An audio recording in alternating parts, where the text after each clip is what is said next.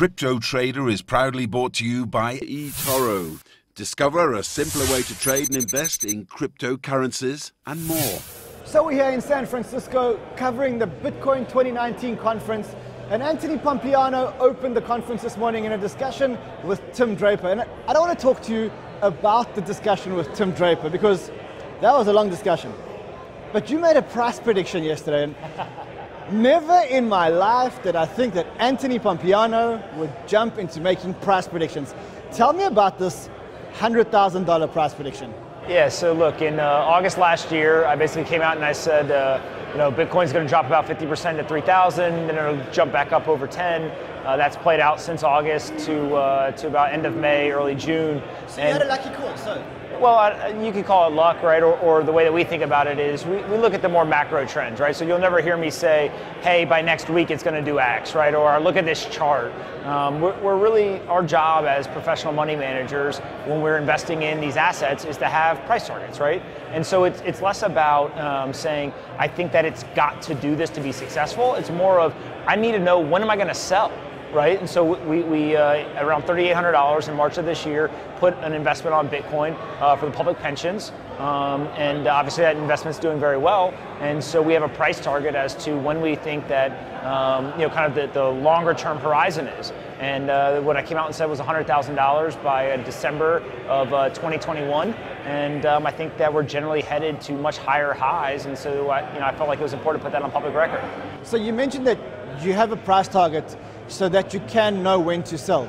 Now, I never thought that Anthony Pompliano would ever talk about selling Bitcoin. Always about buying and accumulating. Hypothetically speaking, if Bitcoin goes to $150,000 in 2020, would you sell?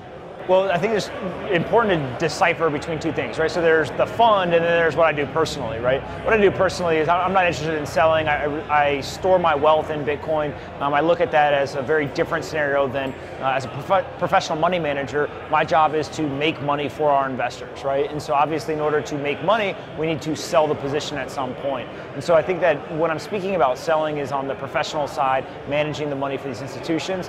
Personally, it's a whole different ballgame. Okay, now again, if Bitcoin went to $150,000 in 2020, would you sell the institutional position? I don't know for sure, right? I don't think that it's kind of, hey, we're going to hit one single price target and we're going to sell the whole thing. I think that it's more of doing a risk mitigated, kind of liquidation of the position. So what you'll likely see is at some point, we'll start to sell pieces of the position kind of into a bull market. Where that is, I don't think we yet know. But obviously, if we're sitting around $11,000 today and we think it's going close to $100,000, then it won't be anytime soon. Now you mentioned that you keep your personal wealth in Bitcoin, and I'm sure most of our viewers out there keep a lot of their personal wealth in Bitcoin. What percentage of your personal wealth today sits in Bitcoin? I have no clue what the percentage is. What I can say is it's a material amount. And more than half of your assets, your net wealth? Yeah, probably. Yeah. And the thought process really is just as a store of value, right? For people who sit their assets in cash or something else, it's just a very different asset, right? It has different kind of functions or criteria. And so if you believe this is a good store of value, I think that storing a piece of your wealth there is a good idea. There are a lot of people who talk about holding their assets in Bitcoin, but you've actually gone out and done that. Over 50% of your wealth is in Bitcoin. Now, I don't know many people that can actually really say that, even people in the crypto community. So that's a really big step. My guess is that there's more people than you would imagine that do that. I mean, I understand people that made money in Bitcoin and have it in Bitcoin, but I'm assuming that you haven't made all your wealth in Bitcoin and that you've now put your wealth into Bitcoin and big numbers in it. Skin in the game is real, man, right? And I tend to look at it in the sense of I'm really intentional about how I store that wealth or that value. And then I'm also very intentional about the security of it, right? So in terms of, I think internally we've had to go through a lot of due diligence when it comes to the public pensions and investing in the capital on behalf of them. And so from a personal perspective, right, it's not like I'm walking around with treasures in my pocket. I've been very intentional about kind of putting that with third-party custodians who have very high security. And so if it's something where it's a part of my wealth that I don't need to necessarily go and tap into, it's a long-term investment that I think is the same thing as buying bonds or sitting it in cash. Well, I guess it's a very brave move. But now I also know... Is it brave? It's brave. And now I also know why you spend so much of your day talking up Bitcoin, because you're talking up your bags. And let's talk about something a little bit more serious. The dust has settled. Libra made the announcement. Facebook made the announcement about Libra and Calibra. What are your thoughts here? Is this net a good thing for the ecosystem or a bad thing for the ecosystem? Yeah, I think Libra and Calibra, the digital wallet, are a great thing for the crypto ecosystem. It's two pieces, right? So Libra, the currency, I think, again, is going to bring exposure to what a cryptocurrency is, kind of how the different governance mechanism works, and I think that it will generally bring people an education and asking questions. That's positive. The other thing is the Calibra, the digital wallet. Do you think that Facebook are going to market Libra to the masses, to the consumers, as a cryptocurrency? Or is it just going to be marketed as magic Facebook money? I think it'll probably be both, right? And it's not necessarily like an intentional, is it a cryptocurrency, is it not? I think what they're going to say is this is a digital currency, right? Or a cryptocurrency that you can use to buy things, right? We have to remember that the general public doesn't care about the nomenclature. The general public wants to be able to take value that they hold and exchange it for products or services, right? And so I think that that's really what Facebook's going to try to facilitate. My question is, will the general public make the correlation between Facebook magic money, global coin, Libra coin, whatever they're going to call it, and Bitcoin? Is the man in the street going to say, oh, that is similar to that?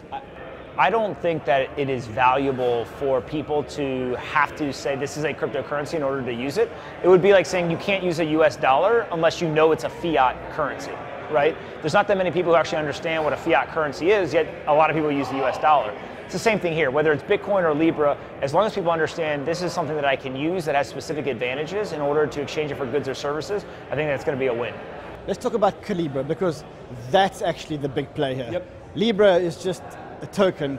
Calibra is the big play. Why is Calibra the big play in your opinion? So my thoughts here are Facebook is going to give a digital wallet to billions of people around the world, and that digital wallet isn't just for Libra, the currency, right? I see a world in the future where they're going to add Libra support, they're going to support Bitcoin, Ethereum, all these other cryptocurrencies. They'll also add support for tokenized securities, so stocks, bonds, currencies, and commodities, and then they'll also put in their data, right? So your healthcare data, your social data, your personal data, all of this stuff is just computer files in a simplified format that can go into a digital wallet. And so if you have one single digital wallet that has all of your currencies, your stocks, your bonds, right, your commodities, your data, etc., that becomes your identity in a decentralized world or a digital world. That becomes your everything. That's your bank account, it's your custodian, it's your wealth manager, all on one account. So what Facebook did was they decentralized Libra, which is actually just one of many assets that's going to sit in Calibra. But Calibra is well owned by Facebook. Yep. Do you think the Facebook share price reacted enough accordingly based on this announcement? Do you think that, I mean, it did go up, but it didn't go up, it didn't double. Yeah, so I actually don't even know what happened to the share price. What I would say is it would not surprise me if people don't yet understand the magnitude of importance that something like Calibra can have. And so that's the opportunity, right? Is if you believe that there's value there and importance, and other people don't, there's probably some kind of arbitrage opportunity. So there must be an arbitrage opportunity. Do you think that Facebook is going to introduce Bitcoin into Calibra? Or do you think it's too risky for them to take this regulatory scrutiny that they've got and bring in Bitcoin where, you know, the regulators are not 100% sure of it yet? Yeah. I don't see a world where they don't add Bitcoin support at some point in the future. That could be 5 years, 10 years from now, right? But I think, again, if Calibra is going to be successful, it's going to have to add support for Bitcoin and other cryptocurrencies, and Libra will just be one of the many tokens that are supported in that Calibra wallet.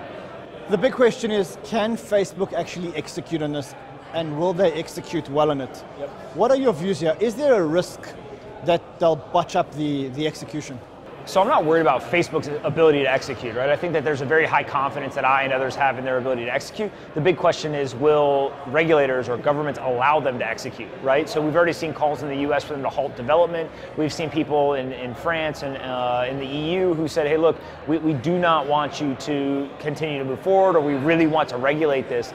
The risk to me is not, can Facebook build this stuff? They can build a lot of things, right? It's actually, will the regulators and governments allow them to do it in the way that they want to? Don't you think that Facebook thought through this before they launched Libra and Calibra? And so they must have a pretty strong case, and they must be pretty confident that they, or maybe they've even worked with the regulators. I mean, I agree with it, there's regulatory risk, but the question is how much regulatory risk is there? So I don't think that there's regulatory risk, right? There's a very fine nuance here where, from what I've read online, that Facebook has actually gone and talked to regulators, right? They've gotten a lot of regulatory licensing. They've gone and talked to central banks, et cetera, right? The people that you would anticipate who would have issues with this or could kind of halt it. Where it seems to be the pushback is coming from that maybe they didn't talk to are the lawmakers. So it's the congressional representatives, the senators, right? Those types of people. And again, those people don't necessarily have the ability to halt it through regulation. And maybe they will create new rules, or maybe they will, kind of lean on regulators to apply pressure to Facebook. But I think it's probably a blind spot in terms of, hey, we're going to launch something, and that same day a congressman is going to tell us to stop creating it. That's probably a bigger stretch and unlikely that they went and met with every single congressman or every single senator. I think that congressperson was completely out of place. Facebook must stop, everything must stop. I mean, they're scared, right? And it's fear from the unknown, right? They don't understand it, and all they hear is, oh my God, Facebook's going to compete with the US dollar. That's scary. That is scary if you're a congressperson, right? And so I think that it's a rational reaction, but it's just an uninformed reaction. And so therefore, over time, Congress folks are going to get more educated, and I think that we'll kind of find a happy medium. And it's been a great pleasure having you. Thank you for some awesome insights. Absolutely, I appreciate it so much. For more exclusive content from CNBC Crypto Trader, hit the subscribe button now.